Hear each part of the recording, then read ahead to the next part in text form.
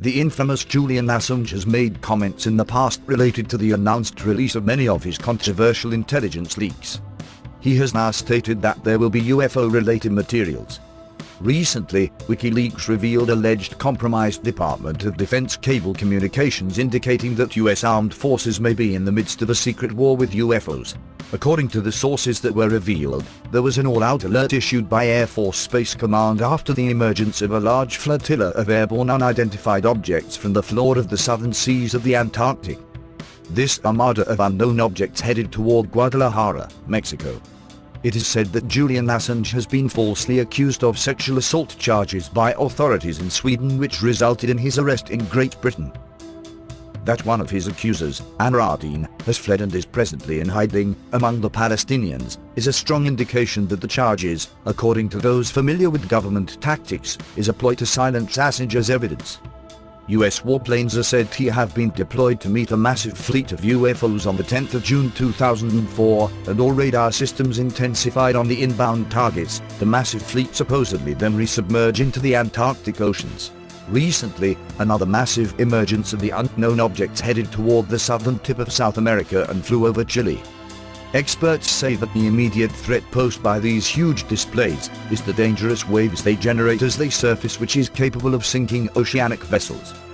In the most recent appearance of the UFO armada from the Antarctic Southern Ocean, one cruise ship was nearly capsized with 160 aboard, while another vessel was overturned with a crew of 60 with only 20 rescued survivors.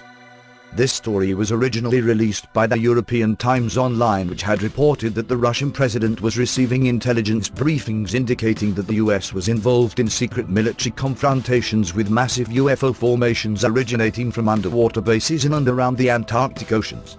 These events corroborate a number of other incidents over the past recent years. In 1991, a wave of UFO sightings swept over Mexico City during the widely awaited eclipse.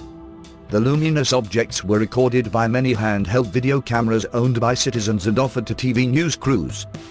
In October 13, 2010, the dramatic appearance of UFO activity over New York City caused the Air Force to shut down air traffic over the city for 24 hours. Thousands of witnesses stood spellbound as they watched UFOs in the skies over the city. Commonly known as unidentified submerged objects, USOs, there have been numerous reports over the last 4 decades of startling appearances of underwater objects suddenly emerging and harassing ships and aircraft.